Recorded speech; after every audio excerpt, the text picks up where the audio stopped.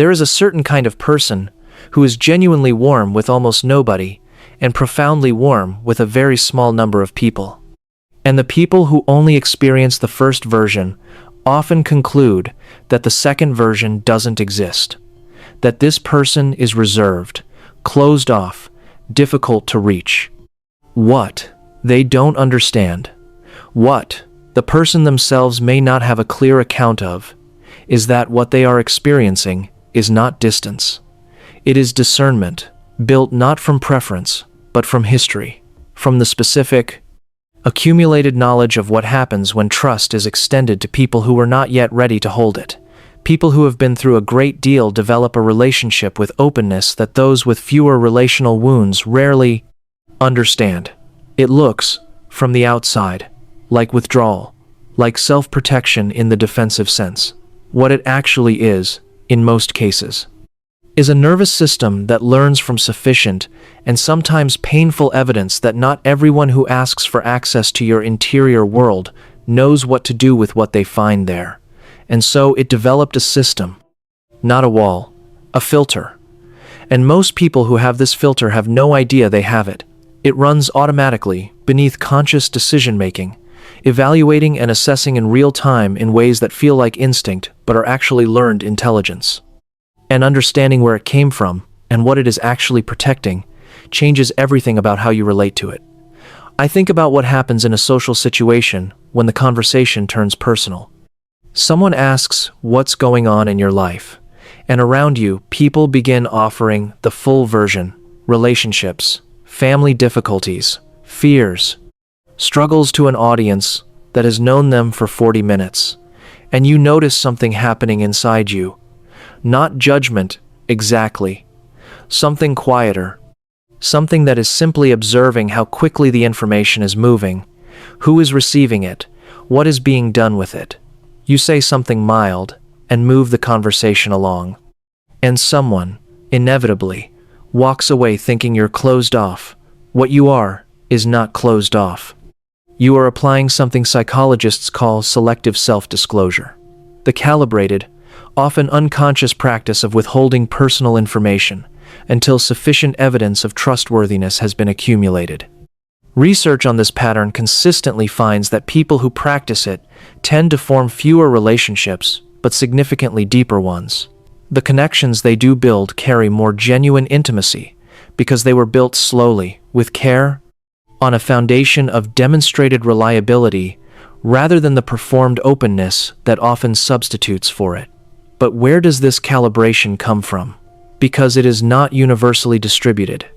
Some people share with almost everyone and feel entirely comfortable doing so.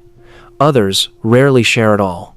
And the difference, when you trace it carefully, almost always runs back to what happened when sharing was attempted, and whether what was offered was held with care or mishandled in some way that cost the person something real.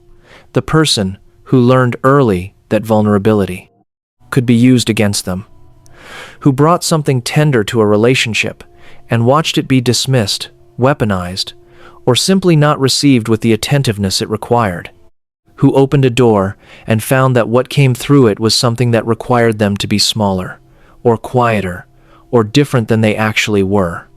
That person's nervous system took notes. It did not conclude that sharing is always dangerous. It concluded that sharing without adequate assessment of safety first is how you get hurt, and it implemented the assessment automatically, permanently, before conscious choice enters the picture.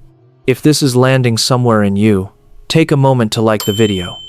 It helps more people find conversations like this one. And if understanding the psychological residue of having been through a great deal is something you want more of, subscribing makes that work possible. Because there are several specific things people who have this history tend to do without realizing they're doing it, and each one deserves to be understood rather than explained away. The first is reading people before rooms are read. The person who has been through a great deal walks into any social environment and conducts, in the first few minutes, an assessment so automatic it barely registers as deliberate. Who here is safe? Who here will misuse what they're given?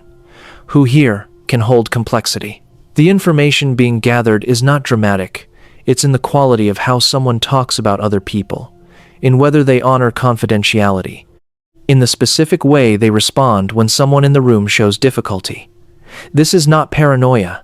It is pattern recognition from a person who learned that the information contained in those early signals is genuinely useful. The second is the tiered intimacy system. Not everyone receives the same version of this person, and that is not a performance or a calculation. It is a reflection of where trust actually stands. There is the version available to acquaintances, which is warm and genuine and deliberately incomplete. There is the version available to people who have demonstrated over time that they handle things with care. And then there is the version available to almost nobody, the unguarded, unedited version that exists in full only in the rarest relationships. Most people experience only the first tier and assume the other versions don't exist. They do. They're just not available by default. The third is the difficulty they have receiving help. This one surprises people because it seems to run counter to the idea of someone who has been through a great deal and therefore understands the value of support. But the person who had to manage without support for long enough, who built the capacity to handle things alone out of necessity rather than preference, often finds that accepting help carries a cost that is hard to articulate, because accepting help requires relinquishing control over a situation. And relinquishing control, for a nervous system that learned control was often the only available protection, activates something old and uncomfortable, even when the help being offered is entirely benign. The fourth is hypervigilance to the emotional temperature of people they care about. Not casual awareness, a specific, finely calibrated sensitivity to subtle shifts. The slight change in someone's tone that most people would not notice. The quality of silence has changed. The specific texture of a response that sounds fine but isn't quite landing the same way it usually does. This monitoring is exhausting to maintain and largely invisible to the people being monitored. And it developed not from nosiness or anxious tendency, but from the entirely practical early knowledge that the emotional state of the people around them had direct consequences. And that early detection was the difference between being prepared and being caught off guard. Here is the paradox that holds all of these patterns together. The person who is hardest to reach tends to offer the most genuine connection when they choose to offer it. The person with the most carefully managed access to their interior world tends to provide the most considered, reliable, deeply present quality of companionship to the people who earn it. And the person who monitors other people's emotional states so carefully tends to be, simultaneously, the person whose own emotional states are most invisible to the people around them. They are extraordinarily attuned to what others need. They are extraordinarily skilled at not communicating what they need themselves.